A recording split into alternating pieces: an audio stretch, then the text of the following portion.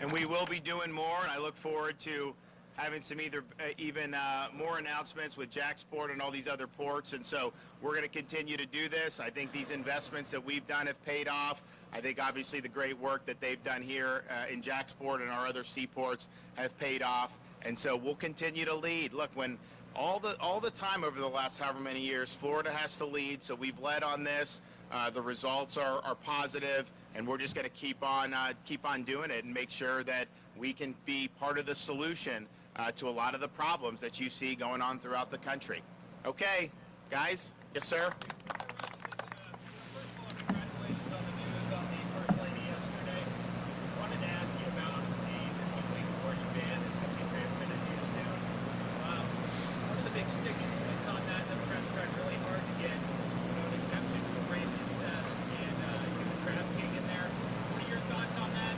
Well, this is a late term, so I mean, this is late. These are protections for babies that have heartbeats, that can feel pain, and this is very, very late. And so I think when you're talking about late term, you know, that's one thing. And so you know, I think the protections are warranted, and I think that we'll be able to sign that in short order. I don't know. I mean, you know, the way it works, they transmit it to me at some point, and then I have certain time to act on it. So we'll see. I don't think it goes into effect till July 1st. And at that time, you know, clearly, you know, will be signed into law by then. And, you know, there's obviously different legal cases that are out there that could potentially shed some light as well by July 1st. Yes, sir.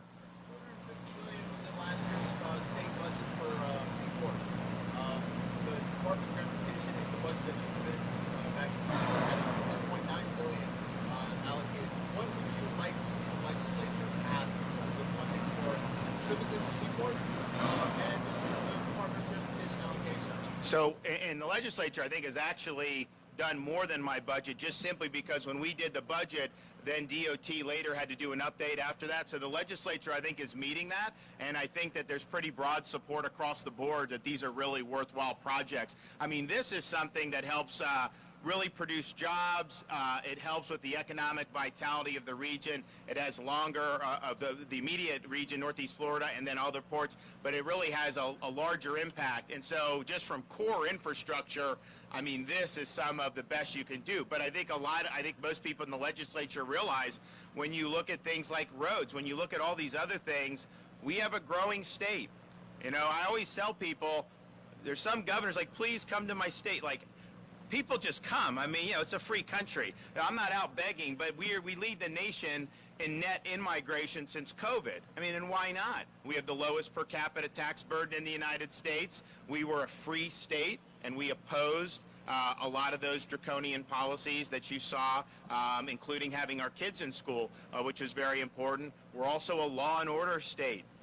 We will make sure we do whatever we need to do to keep communities safe. That's not true in many of these parts of the country. So there's been a lot of reasons why people want to do that. And also just visitation. We set a record for domestic tourism in 2021. We beat the pre-COVID numbers, and I think we're probably on pace to have just as good a year or better in 2022. But all that being said is, you know, that just requires investment in infrastructure. And so we're doing that. I think the legislature's doing it, and I'm confident they will meet or exceed what we put in our budget, and we look forward to being able to help. We also did a lot to help the ports when COVID hit, and different ports had different problems. Some of the ones that are more cargo heavy, you know, they were able, I mean, there was obviously disruptions, but some that were more cruise ship heavy, I mean, they had huge reductions. And so we came in to try to help alleviate that, and I think they were very appreciative of that, and we look forward to doing more. Obviously something that is really important here in Jacksonville, the CD5 making contention. You just tweeted that the House's proposal is dead on arrival. It seems like the House is trying to kind of reach a compromise with the Senate after what you put out. Now, I think, you know, our legal folks, you know, have a lot of concerns about, you know, what it was, but I put it out because some people were saying, even though I had been, I thought, very clear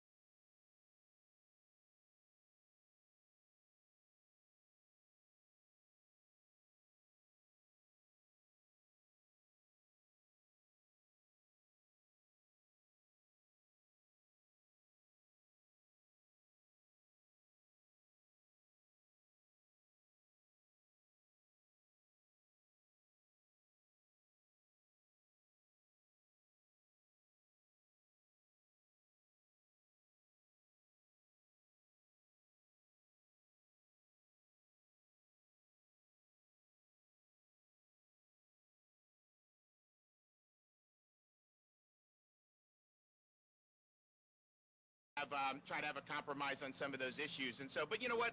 They have their prerogative to do that. And, you know, my prerogative is when it hits my desk, I have to take action on it. That's not true with the state legislative maps. It goes straight to the court. But for whatever reason, the congressional process is a little bit different. So if I'm part of that process, you know, I think it's important to let everybody know where I stand in that process. Yes, sir.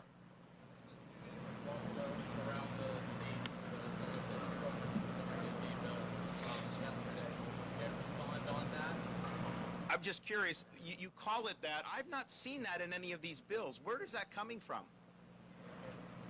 Oh, I get that, but the question is, you know, you're in the news business. Does the truth matter or not? Is that in any of the bills? Yes or no? I understand what you're doing, but and here's the thing, like this wasn't like my legislation. Like I have certain big priorities that we did. This is something the legislature felt strong about. So I start getting asked about this by the media. And I'm just thinking to myself, like, okay, they're getting spun up. I see, you know how this works, right? And I was like, there is no way it's true. And I didn't even look at the bill yet. I just knew it wasn't true. And so you actually look at the bill, and it says no sexual instruction in grades pre-K through 3. And so how many parents want their kindergartners to have transgenderism or something injected into classroom instruction? And so I think those are very young kids. I think the legislature is basically trying to give parents assurance that, you know, they're going to be able to go and this stuff's not going to be there. But there's nothing in the bill that says anything about you can't say or this say. It's basically saying for our youngest students, 4-year-olds, 5-year-olds, 6 years and 7, do you really want them to be being taught about sex?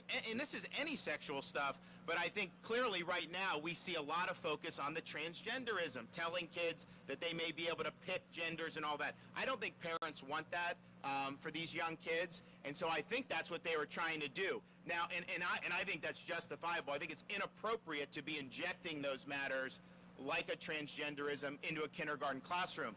At the same time, if you oppose that, you have a responsibility to be honest about it. What about that specifically? Yeah, you can create a false narrative, you can stage a protest, you can do all those things, but you're not telling the truth about what's actually there. And again, I didn't have a dog in the fight because it wasn't my legislation. The legislature took the lead on it.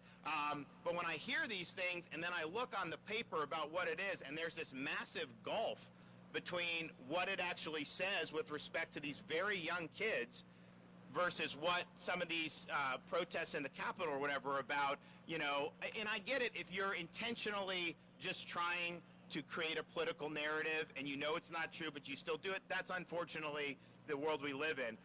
But I do feel that there's some people who haven't read it and who are actually accepting some of the narratives whole cloth. Be very, very careful. You know, when you see that ecosystem starting to spin up narratives, be very, very careful about accepting any of that whole cloth. I mean, we've seen so much over the last couple years that would cause you to be skeptical. So I haven't seen any of that in the bills that are actually presented to me. You know, if they take a radical change, then obviously we'll have to consider what it is. But to provide protections for parents, for preschoolers, kindergartners, first graders, I mean, that is something that I think most parents, you know, would appreciate it. And we send the kids to school, young kids, and we want them to learn the basics. Some of these issues that are just simply not age appropriate. I think parents want to see protection for that. Okay, thanks everybody. We appreciate it. Thanks, guys.